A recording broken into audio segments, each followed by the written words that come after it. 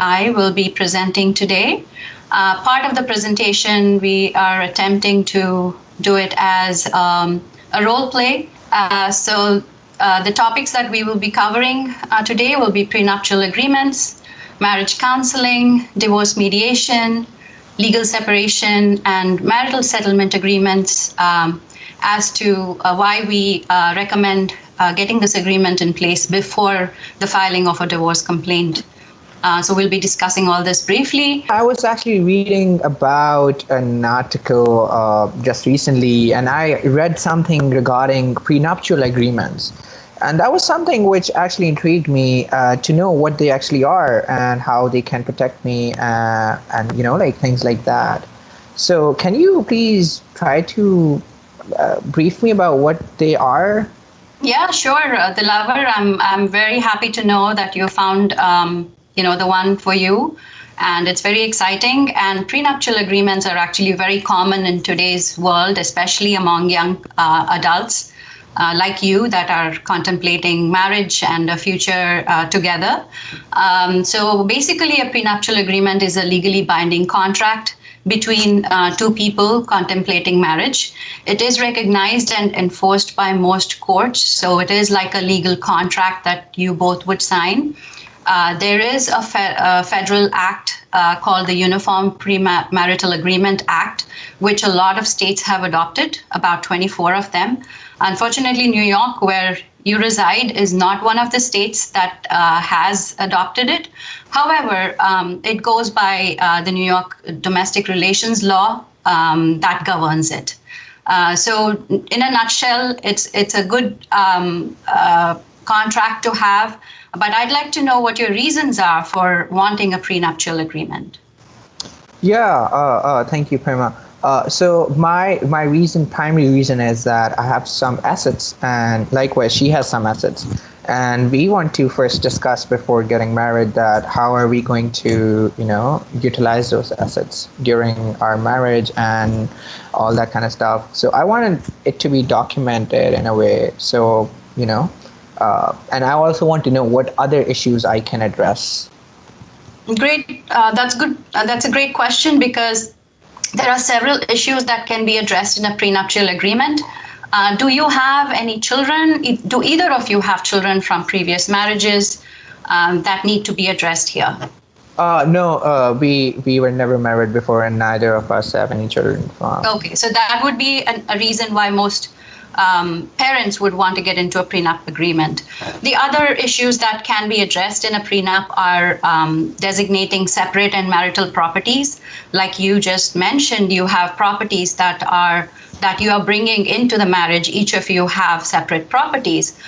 Technically, separate properties in most states is already designated as separate. So in the event you are in a situation where you have to divide your properties due to a divorce or death, these properties are already designated separate. However, a lot of couples do designate separate properties by way of premarital agreements, just so that there's no confusion going forward.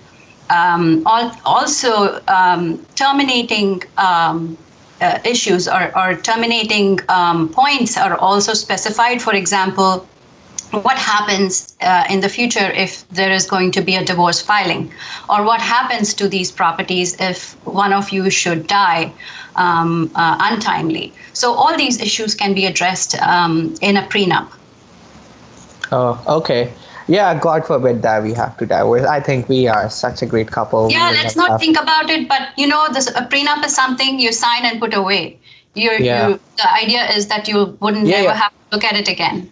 I totally get that. And so Prema, my next question to you is: can this agreement be enforced in a court? Yes. In New York, where you are, the courts generally will enforce a prenup if it is fair. And this is governed by state law. So each state has its own requirements as to when and how it will enforce a prenup agreement. We have to show, for enforceability of a prenup agreement, we'll need to show that it was entered into through free will, that nobody forced either party to sign it. And there was a full financial disclosure that was made. That means nothing else comes up later that you didn't know about. And you've had independent attorneys review these agreements. So you're having your attorney review it, and your fiance has her attorney review it. And it's properly acknowledged, as in it's signed with a witness and notary. So that makes it enforceable in a general sense. Oh, I see, I see. So my follow-up question would be, can my partner later on dispute or challenge the validity of this prenuptial agreement? Yes, the prenup agreements can be challenged on a variety of reasons. One of it could be that one of you were coerced, or you signed it under duress, like you were forced into signing it, or it was handed over to you like the day before you get married, and say that, oh, if you don't sign it, we're not getting married. So the circumstances like that can be a reason for invalidating prenup agreement. In addition to that, if there is any fraud that is detected with any of the financial aspects of it, or there is any kind of fraudulent inducement with signing the prenup agreement, those could also be reasons for invalidating a prenup agreement. Again, also not having the opportunity to have an attorney review it sometimes has invalidated prenuptial agreements where the other party was not given an opportunity to have it done. And also in some cases where a prenup agreement is really unfair or one-sided, the courts have invalidated it. So there can be challenges to the validity of a prenup, which is why it is important to do it in a fair way, and also give enough time for your fiance to review it, feel comfortable with it, come back with any questions. So I would definitely recommend that. Oh, okay. I got it. I think you have covered like all the questions which I had regarding a prenup, and I would really like to move forward with it. If you have any, like further questions or any details which you would want from me, please, feel free to send it my way, and I will provide you with that. Absolutely. We will follow up with an email with a retainer agreement as well as a questionnaire, and then we'll take it from there. Thank you once again for coming to us, and we look forward to working with you. Thank you so much, Prema. I really appreciate your help. Thank you. So back to the audience. So the lover and his fiancée signed the prenup, they get married, and 3 years later I hear from him again in a completely different tone. Things are going south, it's not working out, and the lover approaches me again, this time for a different reason. Hello, the lover. Nice to talk to you after so long. Hi, Prema. How are you doing? I'm doing well. You don't sound that good. What happened? Things are not going quite well at my end. I'm facing a lot of difficulties with my marriage. Although things were pretty well just 3 months ago, we were on a vacation, and everything was perfectly fine. We came back, and things have changed drastically. The nature of my job is that I have to travel a lot, and you also know I am a workaholic. She's aware of it since the beginning, but all of a sudden she has started demanding a lot of time, which I would love to give, but I don't have that much time with me. We have a kid as well. He is 1 year old, such a nice kid. But just 3 days ago, I came back from work, and upon entering, I observed that there is no one at home. I called her up to see where she is. I thought that she might have went out to get some groceries or something, but she didn't pick up my phone. In that confused state of mind, I just called her parents up, and I got to know that she has left and she is now with her parents. I tried to negotiate with her, like I tried to talk with her, but she's not ready to talk with me. And I don't know how she wants to go about it. But the only thing which she is saying is that she wants to get a divorce. Okay.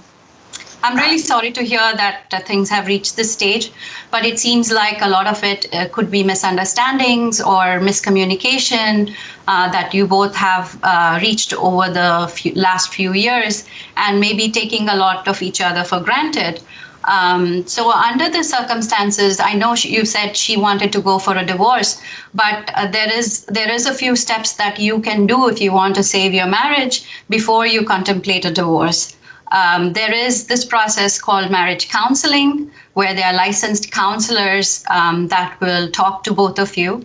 It's a voluntary process for couples contemplating a divorce, but you will have a neutral party, and you will have a safe and secure environment where your issues are identified and communicated, which these issues that are contributing to the breakdown of marriage.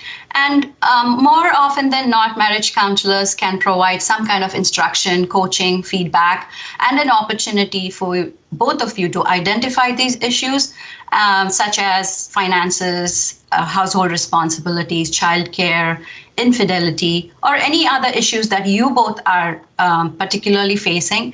And they will make recommendations on how you can address it so that you can move forward if there is a chance for the marriage to survive, or at least you will be sure that you can eliminate any doubt concerning whether divorce is the most appropriate action for you or not. In certain cases and in some states, the court can order marriage counseling if the judge or the parties feel that there is chance for the marriage to survive. So I would definitely urge you to consider this as an option before moving for divorce.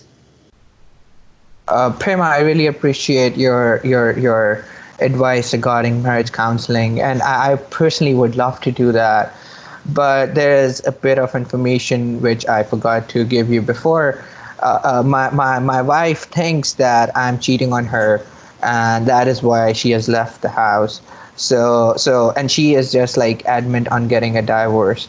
So I don't really know how to go about it. And at this point, I'm so frustrated. I too myself want to get a divorce. I don't want to be in such a relationship where the other party does not trust me. Understood. See, one thing to remember, the lover, and this is just an advice, is that in a divorce, no one wins, right? It's a degree of loss for each of you that needs to be minimized. And in order to do that, and to preserve assets and monies that you both have saved over the years, there is a process for divorce mediation, which makes this entire process a little more less adversarial and easier to get through, because divorce is a difficult process, and it's not easy on any of you. There is the divorce mediation is again a neutral medium for couples who want to end their marriage, and if a decision has been made that they're going to go their ways, this is a way to resolve your issues between each of you and with a neutral third party present there.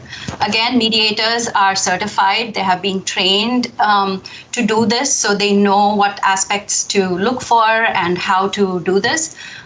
It's also an alternate to litigation, whereas when you go file a divorce complaint and you litigate each of these items, you're not only spending time, you're also making it very, very expensive litigation process for a divorce. The mediator is a neutral party, like I said. The mediator will sit with each of you separately as well as together, identify a list of all the issues that need to be resolved during this marriage, whether it's alimony, child support, custody, division of property, and it allows both of you to negotiate with each other and figure out what is best for you and your children going forward. So that I would definitely recommend that. If the mediation is successful, then the mediator will put together a memorandum of understanding that lists out all the issues that you both have agreed with. And that usually is filed along with the divorce complaint, so that the process of divorce is shortened. So you're directly going to the final judgment day, where the judge will will hear from both of you and issue the judgment, and this agreement will then become part of it. So whether you go for a legal separation or a divorce, this agreement is important, and it kind of governs all the issues that you resolved. Thank you so much, Prema, for giving me the options which I can explore. I will, get back to you within a week and let you know about my final decision, how I want to go forward with it. I would also like to, get in touch with my wife and see how she wants to go about it. And definitely after that, I will be reaching out to you. Thank you so much. Yeah, I'm here if you need anything, and please reach out. I'll send you the names by email, and if you need your attorneys to be present during the mediation, that's also an option that you have. Okay, appreciate it. Good luck, Dilaver. And back to the audience. So we now move to discussion on legal separation. Thank you. Hi, everyone. And today I will be talking about legal separation. So first of all, I'm going to start with, of course, the definition and the basic understanding of what legal separation is. It is an alternative to divorce, and it is a less severe option that couples can opt for if they no longer wish to live together, but also do not want their marriage to terminate. So the spouses, even when they are legally separated, are still considered to be married, and they retain their marital status. However, living separately is not sufficient for a couple to be considered legally separated. There is a particular procedure that needs to be followed, and a separation agreement needs to be drawn up for them to obtain this legal status. But before I talk about the procedure, I want to highlight the similarities between the process of divorce and a legal separation, because their similarities are that they create space between the two spouses. They lead to the splitting up of finances, marital assets, debt, and they require decisions to be made on child custody, support, visitation, and spousal support. And also, there are a lot of states where the court is required to pass an order of legal separation for it to be valid. And this process, which involves the court, can be very similar to the process of divorce. So these similarities lead to the question that why would people choose a legal separation instead of a divorce, where divorce is so final and you just are done with the process. So the main factor is the fundamental difference between the two, where a divorce leads to the termination of a marriage, and at the end of the legal separation, you are still married. So along with this, people tend to choose legal separation in cases where their religious preferences do not allow them to get a divorce, or they do not want the tag of a divorcee attached to them.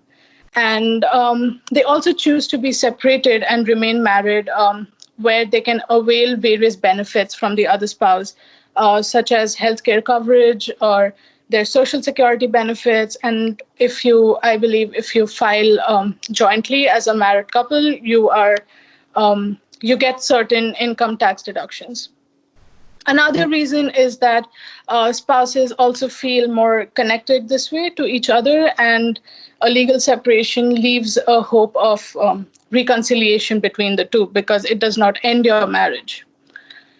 So now that we know why people choose legal separation, I'll move on to the procedure of obtaining a legal separation. So as we know that family law here is driven by state laws, so the procedure may differ from one state to the other. But keeping aside a few details and requirements, when we look at the overall procedure and timeline, the process is usually the same in each state. So the first step would be to confirm the state's residency requirements.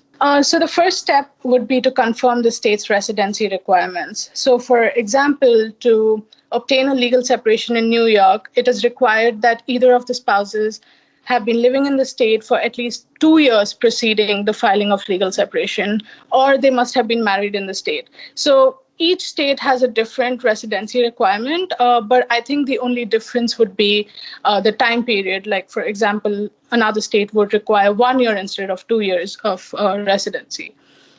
So now, once you have established your residency requirements and you conform with them, the step two will be applicable in states where the laws require the court's involvement in the process.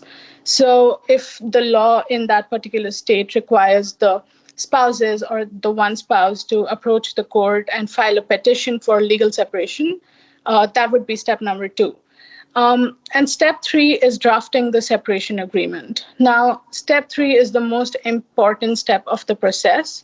It is here that the spouses resolve and agree on issues ranging from division of their marital property, their debts, they decide on child custody, they decide on any spousal support. So it's the legal separation agreement could be very similar to a marital settlement agreement because you are having to make choices on the same issues as you would in a marital settlement agreement. So once both the spouses settle and make sure that their interests are represented on the agreement, they sign it and notarize this agreement. I should mention here that because the choices in this agreement are so technical and, you're waiving a lot of rights or you're deciding on really important issues, it is always advised to have attorneys present in this process. So both the spouses should have their respective attorneys looking for their interests. So yeah, once this agreement is notarized and signed, you can either file it with the court and the court will integrate or merge this agreement into an order for legal separation. However, in states such as New York, where the court's involvement is not necessary, once your agreement is notarized, you can file it with the county court clerk for filing fee. So in New York County, the filing fee is a nominal amount of $5. However, this differs from each county and state. So now that we have our separation agreement ready and it is valid, what happens in case of a violation of the separation agreement? So once it's been violated or there's been any breach of the agreement, so it can be enforced in the court. So if the legal separation happened on the basis of a court order or a judgment, and it was this order or judgment that was violated, then the court can enforce the order by finding contempt against the spouse that violated this order. However, if your separation agreement was just between the two spouses and the court was not involved in the process, it'll be enforceable by general contract remedies and certain separation. So basically, the separation agreement is just a contract between the two spouses. So in case of breach, you're going to have to file for breach of contract. There are certain cases where there is an arbitration clause included in the separation agreement itself. So in such a case, if there is any dispute arising out of the separation agreement, the spouses can avoid litigation and start the arbitration or mediation process. Okay, so the common grounds to challenge the validity of a separation agreement are usually fraud or coercion or duress to sign the agreement. This is when, suppose a case has been filed for a breach of the separation agreement or contempt. So at that time, the parties can raise these grounds to challenge the validity of the agreement itself. So, of course, coercion or duress is when one spouse has coerced the other spouse to sign the separation agreement or threatened and it wasn't consensual. Secondly, it can also be challenged if the agreement was inequitable and heavily biased towards one spouse, or if the other spouse did not have the opportunity to have the agreement reviewed by his or her own independent attorney, and his or her interests are not represented in the separation agreement. So the court can review the separation agreement and either hold the entire agreement invalid or decide that certain provisions will not be applicable. So lastly, I'll be speaking about reversing the legal separation. And this is a very necessary discussion because a lot of couples choose to be legally separated with the hope of reconciliation. So, in cases where the spouses have decided to give their marriage another shot and their legal separation was ordered by the court, they both need to consensually file for a motion to vacate the order of legal separation. The court will set a date for the hearing and ask both the parties to appear. And after that, the court can pass an order to terminate the legal separation. In cases where the court was not involved and the separation agreement was only filed with the clerk, the parties can choose to terminate the agreement if they do reconcile. However, in cases of reconciliation, if they have reconciled and after that attempt, they again choose to be separated, the initial separation agreement will be invalid. So they're going to have to draft and set up a new separation agreement with fresh terms and conditions. So finally, I want to talk about that not all states recognize legal separation. Usually states fall into one of these three categories. First being that some states require a legal separation before you can file for a divorce. So one such example of a state would be North Carolina, where you file for a divorce and then there is a mandatory period of 1 year where the couple has to be legally separated first and maybe make an attempt to resolve their issues or reconcile. However, after that time period of 1 year, if they choose that divorce is the way for them, the court will grant the judgment of divorce. Then there are other states that recognize a legal separation but do not require it. So this is the majority of states where legal separation is considered to be an option in its own, and couples have the option to either choose legal separation or divorce. So this is New York, California, and many other states that do recognize legal separation as its own process. Thirdly, there are states that neither require nor recognize legal separation. So these are the states that are mentioned in the slide. That's Delaware, Florida, Georgia, Mississippi, Pennsylvania, and Texas. So these states do not have the option of a legal separation, and the courts in the state will not enforce a separation agreement because the laws don't recognize it. So yeah, that's pretty much on legal separation from my end. Thank you, everybody. Thank you, Simran. Hello, everyone. I'm Dilaver, and I also work out of New York and New Jersey office. And just to let you guys know, I'm not the same Dilaver who is just getting divorced. I'm not even married. So yeah.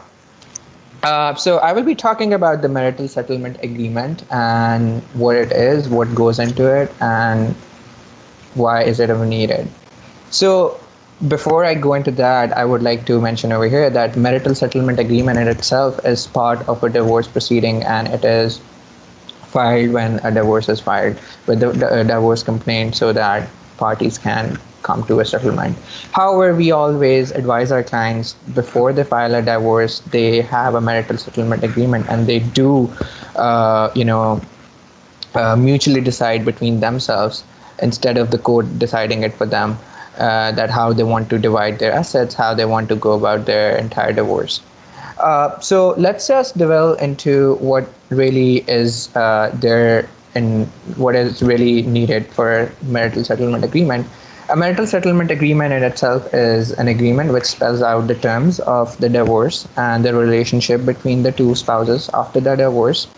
And typically it counters issues relating to alimony, child support, child custody, visitation rights, and division of marital property and debts and that kind of stuff. So I will now be taking you one by one through each of these. Alimony in itself is payment of money by one spouse to the other. The purpose of it is to help the lower earning spouse cover expenses and maintain a similar standard of living as they were, enjoying during their marriage. It can also be waived in consideration of other terms of the agreement. For instance, one spouse can say, okay, you can take this property and I will be, if you give me this property, I will waive the alimony. So that's it. That can be written into the agreement, and there can be like several other things which can go into that. There are no hard and fast rules about calculating alimony, but there are some states which give a general guideline how to calculate alimony using different formulas. So that's one thing. Other than that, we will also talk about the child custody in this agreement. Before we get into child custody, we first need to know what is the difference between legal custody and a physical custody. Legal custody is physical custody is where the child will primarily be living, or which parent will primarily be taking care of that child. At times, the default rule is joint custody, but at times, through this marital settlement agreement, spouses decide and settle among themselves that who is going to have a physical custody of the child. However, on the other hand, legal custody is something different. It is basically it is basically the parents' right to make decision on behalf of their child, such as like where will like the educational decisions, like religious life, which so these kind of stuff are related to legal custody. Through this marital settlement agreement, spouses can determine these type of concepts: who is going to have the custody and who is going to have the legal custody. Once it is determined who is going to have the physical custody, then the other spouse gets the visitation rights, and they are also spelled out in this agreement and put it into writing. Then we talk about the child support. Different states have different factors on which it determines the child support, and there are different models of how to calculate it. I will not be going into that details because it's very state specific, and there are different guidelines for each state. However, it can be calculated using those guidelines. Then there are a couple of other things, and the most important thing, which is actually talked about in the marital settlement agreement, is the division of property and assets. So division of property is of two types. It can be a real property or it can be personal property. Real property is anything like a land or anything which is attached to it, or like grown on it, or erected on it, such as a marital home.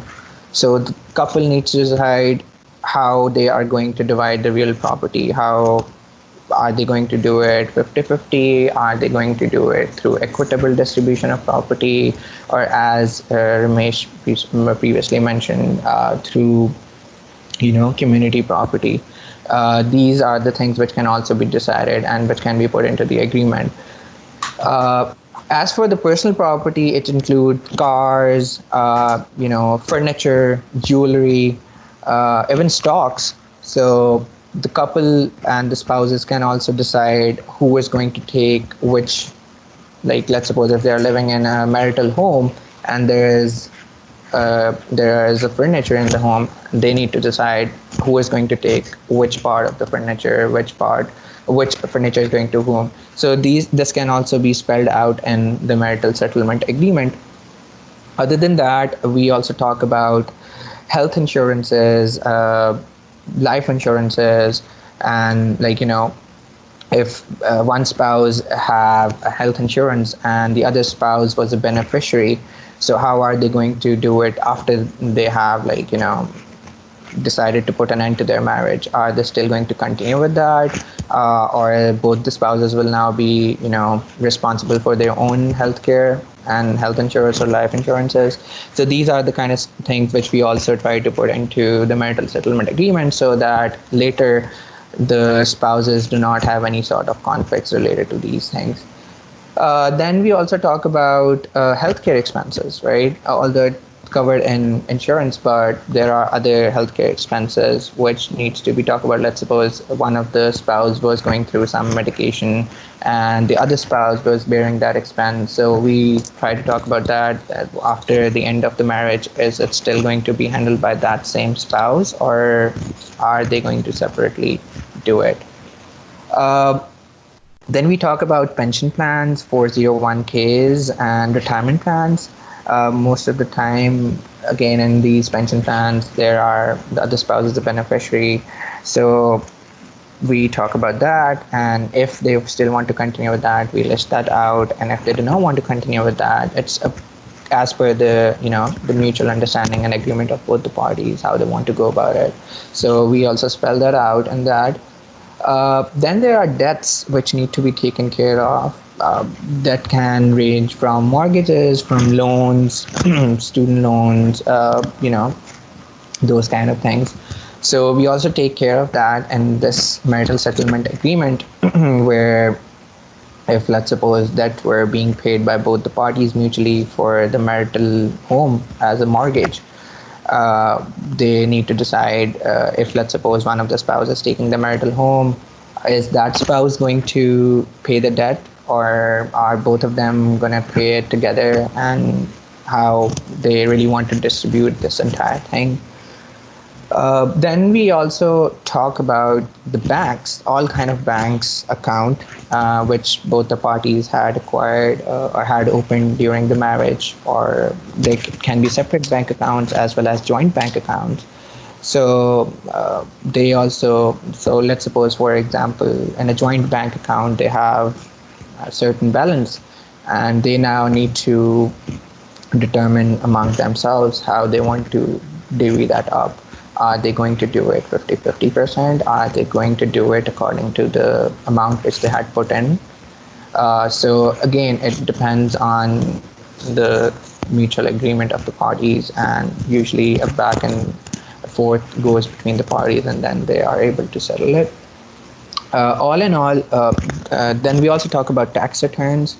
Are the parties filing the tax returns jointly or separately? If they are filing it jointly, is there any taxes due?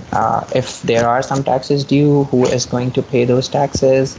Are both the parties going to pay them together, like 50-50%, or like how they are going to do that? So these are the kind of things, this is a cursory look of how we prepare a marital settlement agreement. We usually send a detailed questionnaire to our clients, which they fill up, and we ask them how they want to divide their properties, and that is how we come up with a marital settlement agreement. But what we always take care of is that that we try to make this entire distribution an equitable distribution between the parties. We try to advise our client accordingly, so that when it goes to the court, it is enforceable. Last but not the least, as we draw the marital settlement agreement, the terms which goes into the marital settlement agreement are very much similar to the legal separation agreement as well. And I think this is pretty much from my side. And it also concludes our presentation. We really appreciate your patience. If not, we are up with our time for today. Thank you all for attending, and hope you enjoyed the session. Have a good day. Thank you so much.